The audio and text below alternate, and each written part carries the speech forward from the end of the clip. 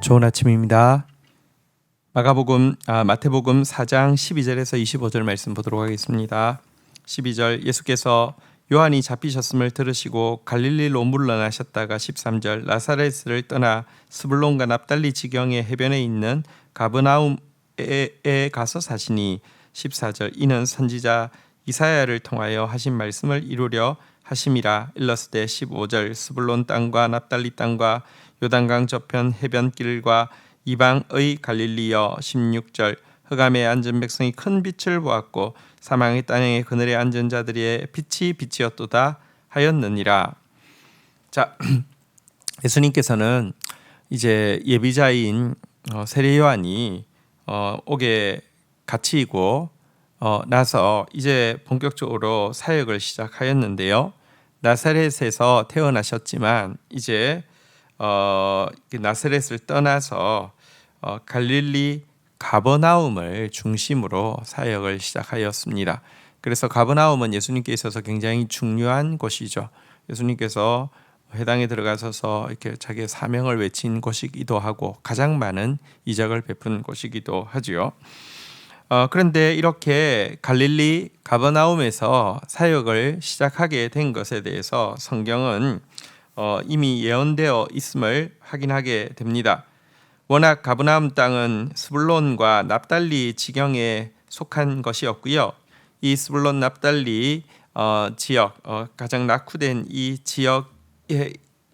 지역이었는데 성경에 보니까 스불론 땅과 납달리 땅과 요단강 저편 길과 이방 갈릴리여 흑암에 앉은 백성이 큰 빛을 보았고 사망의 땅과 그늘에 앉은 자들에게 빛이 비치었도다 하는 예언이 있는데 이 예언이 예수 그리스도께서 갈릴리 가버나움을 중심으로 사역하심으로 말미암아 큰 빛이 그들에게 임하였고 빛이었다라는 말씀이 성취되었다라고 이야기를 하고 있습니다. 자, 하지만 또 안타까운 일이 있죠. 이 갈릴리 가버나움은 예수님께서 가장 많은 기적을 행하셨지만 예수님을 또 믿지 못하고 결국은 저주를 받게 되었죠. 갈릴리 가버나움은 사실은 위치로 보면은 참 그렇게 사람 살기 좋은 동네인 것 같은데 지금도 그 폐허만 남아 있는 곳입니다.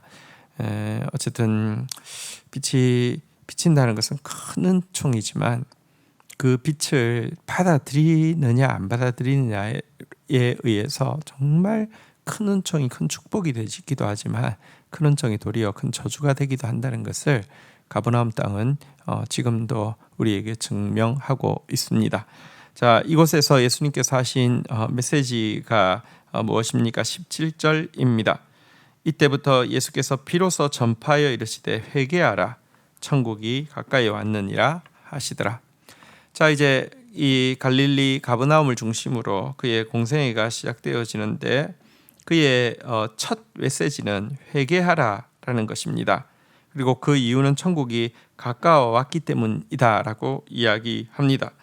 인간은 죄로 말미암아 이 천국 하나님 나라부터 멀리 떨어졌고 사탄의 통치 아래 어두움과 흑암 아래에 머무르는 존재였습니다.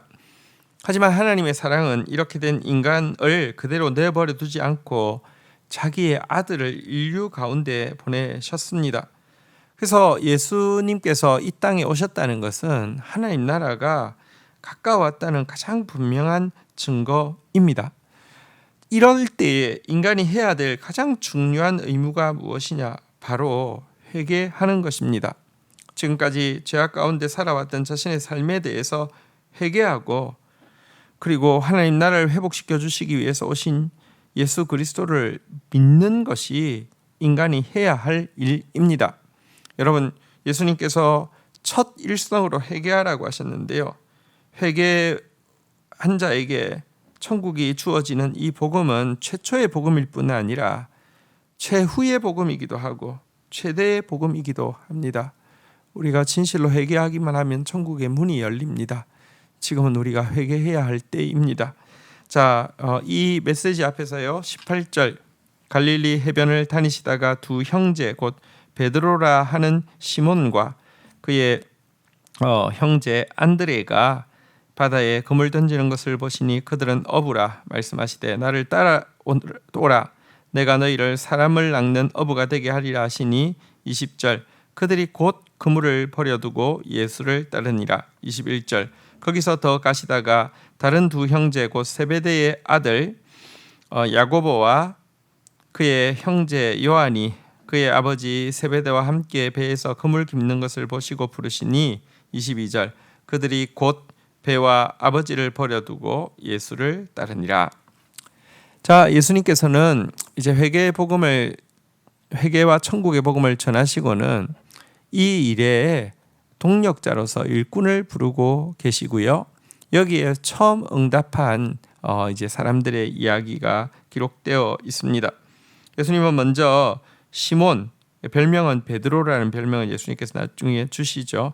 시몬과 그의 형제 안드레를 보시고 나를 따르라. 내가 너희를 사람 낚는 어부가 되게 하겠다라고 하면서 그들을 사명의 자리로 초청하셨습니다. 사실은 병행 본문에 보면 요한복음에 보면 안드레는 이 세례 요한의 제자였고요.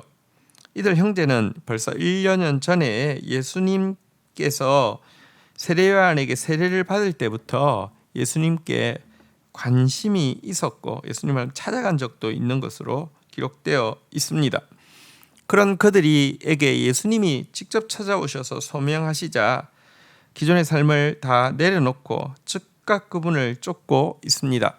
이어서 예수님께서 부르신 형제는 야고보와 요한의 형제였는데요. 이들 역시 베드로와 안드레와 마찬가지로 조금도 주저하지 않고 예수님을 따라 나섰습니다. 그러나 여러분 곧 그물을 버려두고 예수를 따르니라 곧 배와 아버지를 버려두고 예수를 따르니라 쉬운 일이 아닙니다. 당시 시몬 베드로는 이미 한 가정의 가장이었습니다. 다 내려놓고 떠난다는 거 쉽지 않죠. 이 가버나움이 이제 그의 이렇게 삶의 터전인데 이거 다 내려놓는다가 쉽지 않습니다. 야고보 요한도 마찬가지입니다. 아버지 세베대가 선주였기 때문에 이 부르심에 응답한다는 것은 이 아버지와 또 아버지의 모든 재산을 내려놓는 것이기 때문에 쉽지 않은 결단입니다. 하지만 이들은 주님의 부르심에 대가 지불을 하고 즉시 따르고 있습니다. 소중한 것에는 대가 지불이 필요합니다. 사실 어떤 의미에서는 내가 얼마의 대가 지불을 했느냐는 내가 그것을 얼마나 소중히 여기느냐를 가장 잘 증명하는 것이기도 합니다. 자, 22절, 23절 보겠습니다. 예수께서 온 갈릴리에 두루 다니사 그들의 회당에서 가르치시며 천국 복음을 전파하시며 백성 중에 모든 병과 모든 약한 것을 고치시니 24절 그의 소문이 온 수리아에 퍼진지라 사람들이 모든 앓는 자 곧 각종 병에 걸려서 고통당하는 자 귀신 들린 자 간질하는 자 중풍병자들을 데려오니 그들을 고치시더라. 25절 갈릴리와 데가볼리와 예루살렘과 유다와 요단강 건너편에서 수많은 무리가 따르니라. 자, 예수님께서 이제 제자들을 불러서 하신 일이 여기에 기록되어 있습니다. 여기 보니까 회당에서 그들을 가르치시는 일을 했고요. 천국 복음을 전파하는 일을 했고요. 모든 병과 모든 약한 것을 고치시는 일을 했다라고 기록을 하고 있습니다. 예수님의 3대 사역이 여기 나옵니다. 가르친다는 것은 디다케라고 합니다. 교육이죠. 여러분들 우리는 하나님의 말씀을 계속 교육받아야 합니다. 굉장히 중요합니다. 우리 안에는 하나님을 알기 싫어하고 내 그냥 생각대로 하고 싶어하는 욕망이 있습니다. 그래서 원죄의 욕망이죠. 내가 하나님 마스터했다라고 생각하는 욕망이 있습니다. 아닙니다. 우리는 계속 주님께서 가르치시는 것을 겸손히 배워야 합니다. 가르치시며 디다케 교육 사역이고요. 두 번째는 천국 복음을 전파하신다 그랬는데 가르치신다고 천국 복음 전파하신다 비슷한 것으로 생각할 수 있지만 원어로 보면 캐리그마라고 되어 있는데요. 이것은 하나님의 말씀이 계시로서 나에게 내려 꽂히는 것을 이야기합니다. 교회에서는 이 디다케 교육이 굉장히 중요합니다. 저희 교회에서는 스파크가 있고 여러분들 다 이거 하셔야 됩니다. 계속해서 주님이 원하시는 게 무엇인지, 성경이 가르치는 게 무엇인지 우리가 배워가야 하는데요. 그런데 설교는 사실은 디다케가 아니라 캐리그마입니다. 하나님께서 지금 나에게, 지금 우리 공동체에게 주시고자 하시는 말씀을, 하시려고 하시는 말씀을 목사도 정말 두렵고 떨림으로 서서 들어야 하고, 들은 말씀을 가감 없이 선포해야 합니다. 우리는 어둡습니다. 우리는 사실 알지 못합니다. 근데 하나님은 빛이시죠. 하나님 모든 것을 아십니다. 그 하늘로부터 이렇게 내려 꽂히는 계시의 선포가 바로 캐리그마이죠. 그래서 여러분들 설교를 위해서 기도해야 하고, 설교를 받아들일 수 있는, 여러분들이 설교를 얼마나 잘 받아들이냐가 여러분들 사실은 얼마나 겸손한지와 얼마나 여러분들에게 하나님 주시는 축복이 가까운지를 좌우합니다. 캐리그마의 말씀을 받아들일 수 있도록 이렇게 가장 겸손해지기 위해서 기도가 필요하지요. 세 번째가 이 약한 자, 병든 자들을 고치시는 일입니다. 이것을 디아코니아라고 이렇게 이야기합니다. 봉사라는 뜻인데요. 사실은 예수 그리스도의 사역은 이 세 가지로 교육 사역과 이제 선포 사역과 봉사 사역으로 요약되어질 수 있습니다. 그리고 이것이 함께 할 때에 가장 온전한 사람의 변화가 이루어집니다. 가르치기만 하고 봉사하지 않는다고 하면 무슨 의미가 있겠습니까? 혹은 또 가르침이라는 것은 사실은 좀 뭐랄까요, 수평적인 것이다 보니까 머리만 커질 수 있습니다. 신앙은 하나님 앞에서 내려 꼬꾸라지는 경험이죠. 하나님 앞에서 겸손해지는 경험이죠. 그래서 이 가르침과 교육과 이 선포가 또 같이 가야 합니다.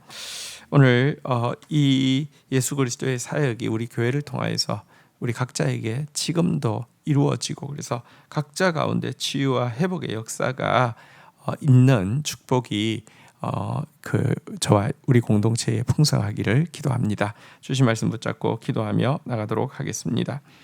하나님, 회개하라, 천국이 가까웠느니라. 주님, 우리가 주님 앞에 설 때마다 해야 할 것이 회개이며, 주님 앞에서 매일 새롭게 경험해야 할 것이 천국임을 고백합니다. 의와 평강과 기쁨의 하나님 나라를 회개를 통해서 매일매일 경험하는 자 되어지게 하여 주옵소서. 하나님, 또 하나님의 부르심 앞에서 나의 모든 것을 내려놓고 따르는 그런 제자가 되어질 수 있도록 인도하여 주옵소서. 우리는 고기를 잡는 또 생계를 유지하는 것이 우리 인생의 목표가 아니라 주님의 사명을 이루어 드리며 또 영혼을 살리는 것이 우리 인생의 목표라는 사실을 결단코 잊지 않도록 주여 인도하여 주옵소서.